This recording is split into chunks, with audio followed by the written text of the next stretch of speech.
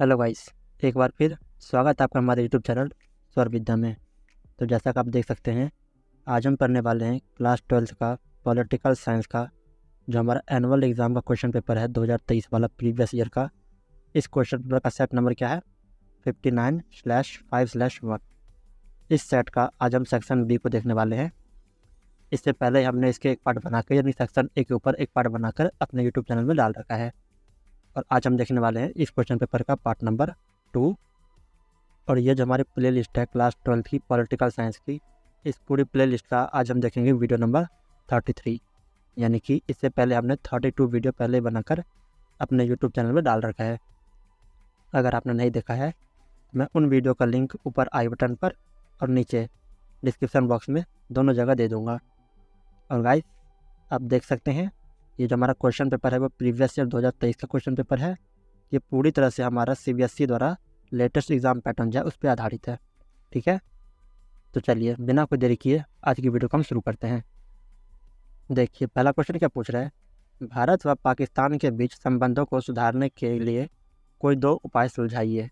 यानी कि भारत और पाकिस्तान के जो बीच संबंध है इनको सुधारने के लिए हमें कोई दो उपाय बताने हैं। तो क्या है? दोनों देशों के बीच संभावित युद्ध के जोखिम को कम करने के लिए विश्वास बहाली के उपाय किए जाने चाहिए। यानी कि जो भारत और पाकिस्तान है, इन दोनों देशों के बीच जो युद्ध है, ठीक है, संभावना युद्ध होने की जो संभावना है, इन जोखिमों को कम करने के लिए क्या करना चाहिए? विश्वास बहाली, विश्वास को बढ़ाना चाहिए। यानी कि युद्ध को कम करने के लिए आपस में घनिष्ठ मित्रता होनी चाहिए, और मित्रता के अगर हम हाथ बढ़ाएंगे तभी जाकर युद्ध को टाला जा सकता है। ठीक है, आगे देखिए। दोनों देशों के बुद्धिजीवियों को तथा सामाजिक कार्यकर्ताओं को आपस में मधुर संबंध बनाने के लिए प्रयास किए जाने चाहिए। यानी कि दोनों देश के जो बुद्धिजीवी हैं, ठीक है, बुद्धिमान लोग और सामाजिक कार्यकर्ता, इनको कैसा होना चाहिए? इनको मधुर संबंध होना चाहिए इनके बीच। ठीक है, ये प्यार से अगर रहे तो युद्ध नहीं होगा, युद्ध को टाला जा सकता है। चलिए आगे देखते हैं। दोनों देशों के बीच शासन प्रमुखों या मंत्री स्तरीय सम्मेलन समय समय पर किए जाने चाहिए। यानी कि दोनों देश के बीच क्या होना चाहिए? मंत्री का बैठक होने चाहिए ताकि युद्ध को टाला जा सके और समस्या का समाधान हो सके। आगे, व्यापार, आवागमन तथा वीजा पॉलिसी को भी लागू करना चाहिए दोनों देशों को, ताकि इन दोनों देश के जो नागरिक है वह एक दूसरे के देश में जाकर और वहाँ की संस्कृति और वहाँ के लोगों के बारे में जान समझ सकें। तो आशा करता हूँ ये क्वेश्चन समझ आ गया होगा। चलिए अगला क्वेश्चन देखते हैं। देखिए क्वेश्चन नंबर 14। अंतर्राष्ट्रीय श्रम संगठन के किन्हीं दो कार्यों की व्याख्या कीजिए। यानी कि अंतर्राष्ट्रीय जो ILO होता है, इंटरनेशनल लेबर कोर्ट, इनके कोई दो कार्य क्या होती है इसके बारे में बताना है। तो चलिए देखते हैं। देखिए, अंतर्राष्ट्रीय श्रम संगठन जो है, जो ILO है, इसका काम क्या होता है? संपूर्ण विश्व में, पूरे विश्व में श्रमिकों को सुरक्षा, क्षमता तथा स्वाभिमानता का वातावरण बनाना। यानी कि ILO का कार्य होता है कि श्रमिकों के लिए यानी लेबरों के लिए उनकी सुरक्षा, उनके क्षमता और उनको स्वाभिमान के लिए एक वातावरण उपलब्ध करवाए। और क्या कार्य होते हैं इनके? सामाजिक न्याय की कुशल परिस्थितियों को बढ़ावा देता है तथा अंतर्राष्ट्रीय श्रम मानकों के माध्यम से वैश्विक स्तर पर श्रमिकों के लिए न्याय सुनिश्चित करता है। यानी कि ILO क्या करता है? एक सामाजिक न्याय देता है। किसको? श्रमिकों को, यानी कि लेबरों को। और साथ ही साथ अगर किसी मुद्दे पर, यानी कि श्रमिकों का मान लीजिए काम करवा लिया जाए और उनको मालिक जो है वह सैलरी ना दे, तो इन मामलों को, अगर बड़ी मामला है तो इनको अंतर्राष्ट्रीय स्तर पे भी देखा जाता है और इन मामलों का समाधान किया जाता है। अगला क्या कार्य है? पुरुष तथा महिला श्रमिकों को समान वेतन दिलाने के साथ साथ इन श्रमिकों को उत्पादक कार्यों में संलग्न करने के लिए प्रोत्साहन करना। यानी कि जो ILO है वह पुरुष और महिला इनको समान वेतन दिलाने का कार्य करता है, साथ ही साथ इनको प्रोत्साहन करता है कि ये अपना कोई व्यापार करे। नौकरी करने की बजाय ILO यानी कि जो अंतर्राष्ट्रीय श्रम संगठन है वह श्रमिकों को यह प्रोत्साहन देता है कि वे कार्य दूसरे के नीचे ना करके बल्कि स्वयं का अपना कोई काम करे। चलिए आगे देखते हैं। देखिए अगला क्वेश्चन क्या पूछ रहा है, यानी क्वेश्चन नंबर 15, भारत की गुटनिरपेक्षता की नीति का विश्लेषण कीजिए। यानी कि भारत की जो गुटनिरपेक्षता नीति है, इनकी विशेषता को हमें बताना है। तो देखिए क्या कह रहा है, भारत की गुटनिरपेक्षता की नीति ने शीत युद्ध से पैदा हुई तनाव को कम करने में मदद की थी। यानी जो भारत से गुटनिरपेक्षता है, इनकी नीति क्या किया, शीत युद्ध के टाइम पे जो दो महाशक्तिशाली थे देश, कौन, यूएसए और यूएसएसआर यानी सोवियत संघ और अमेरिका, इन दोनों देशों के बीच जो शीत युद्ध चल रहा था, शीत युद्ध का दौर चल रहा था, उस टाइम पे इन समस्याओं को, ठीक है, शीत युद्ध की जो समस्या है, इन समस्या को, इन तनावों को कम करने का काम किसने किया, गुटनिरपेक्ष ने। आगे, शीत युद्ध की चरम स्थिति में शांति स्थापित करने में गुटनिरपेक्षता की नीति ने महत्वपूर्ण भूमिका निभाई। यानी कि शीत युद्ध की चरम स्थिति में, यानी बिल्कुल लास्ट स्थिति में भी गुटनिरपेक्षता ने शांति स्थापित करने में एक अहम भूमिका निभाई थी। आगे, भारत की गुटनिरपेक्षता की नीति द्वारा ही भारत सहित नव स्वतंत्र एशियाई, अफ्रीकी तथा लातिनी अमेरिका के देश सोवियत संघ और अमेरिका की अगुवाई वाले दोनों सैन्य गठबंधनों में से अपने आप को क्या किया, दूर रखा। यानी कि जो भारत, हमारा इंडिया गुटनिरपेक्ष नाम की एक ग्रुप बनाया था, इन ग्रुप के कारण ही क्या हुआ कि कुछ नव स्वतंत्र देश जो एशिया के थे, अफ्रीका और लातिनी अमेरिका, ये सारे जो देश थे वह क्या किए कि ना तो अमेरिका के साथ गए और ना ही सोवियत संघ के साथ गया, और इन्होंने अपनी गुटनिरपेक्षता नाम की एक ग्रुप बना ली और इस ग्रुप में मिलकर और शीत युद्ध के खिलाफ रहे, हमेशा शांति स्थापित करने की कोशिश की। चलिए आगे देखते हैं। देखिए आगे क्या है, गुटनिरपेक्षता की नीति के कारण ही भारत ने कई अंतर्राष्ट्रीय मुद्दों पर स्वतंत्र रवैया बनाया। यानी गुटनिरपेक्षता के कारण ही क्या हुआ, भारत ने कई सारे अंतर्राष्ट्रीय मुद्दे पर भी अपना स्वतंत्र रवैया, अपना स्वतंत्र राय प्रस्तुत किया। नेक्स्ट, गुटनिरपेक्षता की नीति के जरिए भारत ने तीसरी दुनिया के देश के बीच एकता का समर्थन किया।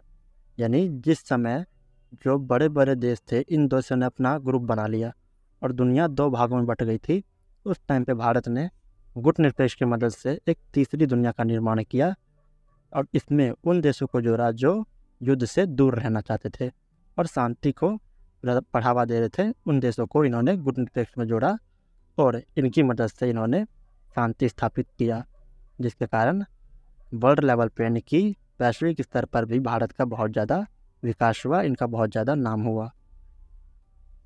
तो आशा करता हूँ कोई क्वेश्चन समझ आ गया होगा। चलिए अगला क्वेश्चन देखते हैं। देखिए अगला क्वेश्चन क्या पूछ रहा है, यानी क्वेश्चन नंबर 16, दक्षिण एशिया के लोकतंत्र के अनुभवों से लोकतंत्र की वैश्विक कल्पना का दायरा बढ़ा है, कथन की पुष्टि कीजिए। यानी कि दक्षिण एशिया के लोकतंत्र के अनुभव से, ठीक है, इससे क्या हुआ कि लोकतंत्र की विकल्प यानी वैश्विक कल्पना जो है, वैश्विक कल्पना क्या हुआ, बढ़ गया है। इस कथन की हमें पुष्टि करनी है। देखिए क्या कह रहा है, यह सही है, ये जो कथन है ये सही है कि दक्षिण एशिया के लोकतंत्र के अनुभव से ही क्या हुआ, लोकतंत्र की वैश्विक कल्पना का दायरा बढ़ा है। इसके कुछ निम्नलिखित बिंदु हैं। चलिए इनके बिंदु आगे देखते हैं हम। देखिए क्या कह रहे हैं, दक्षिण एशिया की जनता लोकतंत्र की आकांक्षाओं में सहभागी है। अर्थात जो दक्षिण एशिया की जनता है वह लोकतंत्र को समर्थन करता है, इनकी सहभागी है। आगे, दक्षिण एशिया में किए गए सर्वेक्षण से यह स्पष्ट होता है कि यहाँ लोकतंत्र को व्यापक जन समर्थन प्राप्त है। यानी दक्षिण एशिया में जब सर्वेक्षण किया गया तो क्या देखा गया कि यहाँ के नागरिक, यानी यहाँ के जो जनता है वह लोकतंत्र के समर्थन में अधिक है। आगे, इन देशों के नागरिक मानते हैं कि लोकतंत्र उनके देश के लिए ठीक है। यानी यहाँ के नागरिक मानते हैं कि लोकतंत्र उनके लिए बिल्कुल अच्छा है, ठीक है। नेक्स्ट, इन देशों के नागरिक लोकतंत्र को अन्य किसी शासन प्रणाली की अपेक्षा अधिक महत्व देता है। यानी कि जो दक्षिण एशिया के देश के लोग हैं वहाँ के नागरिक क्या कहते हैं कि लोकतंत्र जो है वह अन्य किसी और शासन प्रणाली से ज़्यादा बेटर यानी कि ज़्यादा अच्छा है, वैसा मानते हैं।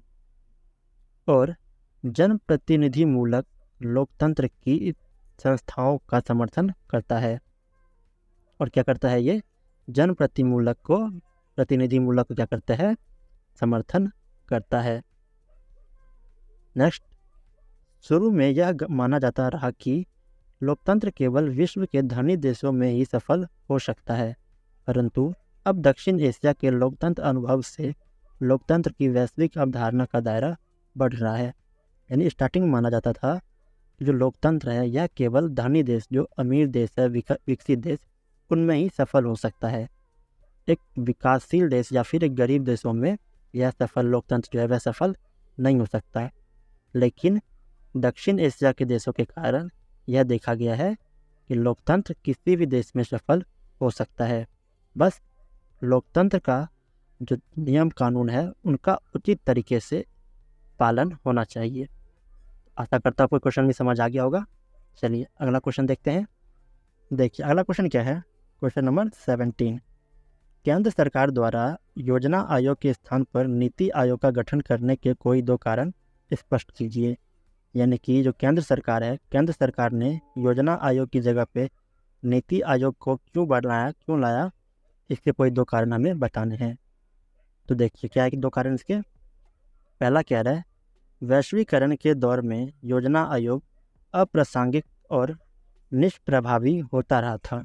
यानी कि आज के टाइम पे क्या है, वैश्वीकरण का दौर है, जिसके कारण जो योजना आयोग है, योजना आयोग पुरानी काल के तौर तरीकों कहते हैं। ठीक है, तो योजना आयोग पुराने तौर तरीकों को देखते हैं और आज क्या है, वैश्वीकरण के दौर है, जिसके कारण जो योजना आयोग है वह धीरे धीरे निष्प्रभावी या फिर अप्रासंगिक होने लगा। परिणाम स्वरूप एक नए संस्थान की आवश्यकता महसूस की गई, जिसके कारण क्या हुआ, एक नए संस्थान की हमें आवश्यकता महसूस की जाने लगी जो वर्तमान समय की ज़रूरतों को पूरा करता हो। अतः इसके बाद हमें नीति आयोग का गठन किया गया हमारे लिए। ठीक है, यानी कि धीरे धीरे क्या हुआ, योजना आयोग धीरे धीरे निष्प्रभावी होने लगा, इसका कोई प्रभाव नहीं पड़ रहा था हमारे देश पे या हमारे आज की दुनिया में, जिसके कारण धीरे धीरे क्या हुआ कि हमें वर्तमान समय के लिए एक नए संस्थान की आवश्यकता होने लगी और इसी वजह से नीति आयोग का गठन किया गया। ऐसा करता हूँ फर्स्ट पॉइंट समझ आ गया होगा।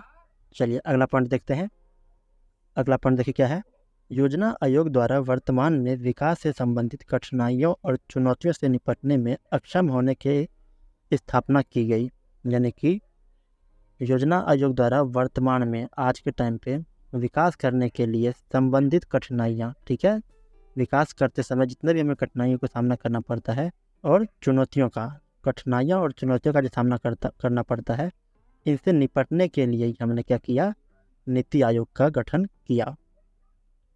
आगे, केंद्र सरकार और राज्य स्तर की सरकारों को वर्तमान समय के अनुसार आवश्यक परामर्श देने के लिए एक नए संस्थान की आवश्यकता थी।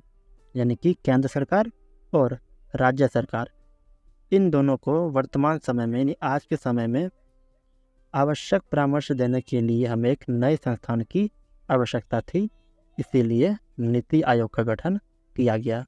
योजना आयोग की जगह पे नीति आयोग का गठन किया गया।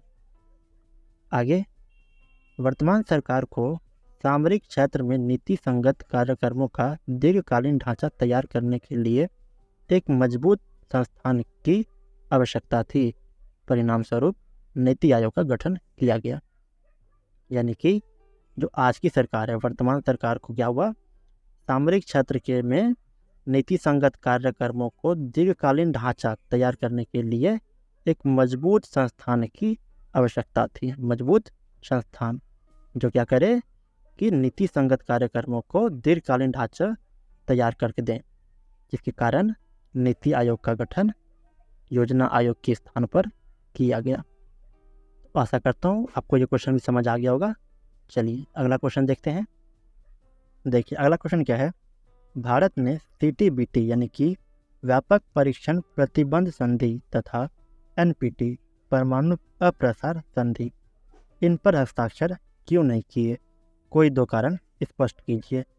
यानी कि जो हमारा भारत है वह CTBT और NPT पर हस्ताक्षर क्यों नहीं किए, इसके 2 कारण हमें बताने हैं। तो देखिए क्यों नहीं किया, क्योंकि भारत ने उपयुक्त संधियों पर हस्ताक्षर इसलिए नहीं किया क्योंकि ये भेदभावपूर्ण थे। भारत का मानना था कि CTBT और NPT ये एक भेदभावपूर्ण संधि है, इसलिए भारत ने इस पर हस्ताक्षर नहीं किए। आगे, यह संधियां उन देशों पर लागू की गई थी जो परमाणु शक्ति विहीन थे। यानी ये संधियां हैं, ठीक है, ये उन देशों पर लागू कर रहे थे जिनके पास क्या है, परमाणु शक्ति नहीं है। जो ऑलरेडी कमज़ोर है उनको और कमज़ोर बनाने की कोशिश की जा रही थी इन संधियों के द्वारा, जिसके कारण भारत ने क्या किया, इन संधियों पर हस्ताक्षर नहीं किए। आगे, इन संधियों द्वारा परमाणु शक्ति संपन्न देशों को एकाधिकार दिया जा रहा था। यानी कि इन दोनों संधि के द्वारा क्या हो रहा था, वह देश जिनके पास परमाणु है उन देशों को एकाधिकार की पावर दी रही थी।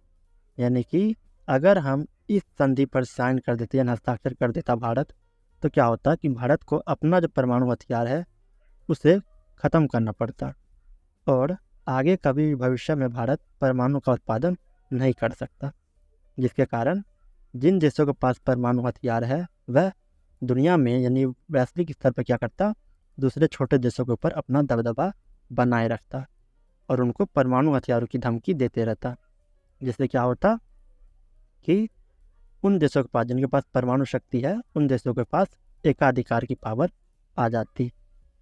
यानी एकाधिकार क्या होता है, वह अधिकार जो पूरे देश में यानी पूरी दुनिया में यानी पूरे एरिया में किसी एक देश का पावर जब चले तो उसको हम कहते हैं एकाधिकार। परमाणु शक्ति के कारण अगर हमने साइन कर देते इस पर तो परमाणु हमें ख़त्म करना पड़ता, जिसकी वजह से क्या होता कि जिन देशों के पास परमाणु शक्ति है वह हमें हमेशा डराने की या ब्लैकमेल करने की कोशिश करता।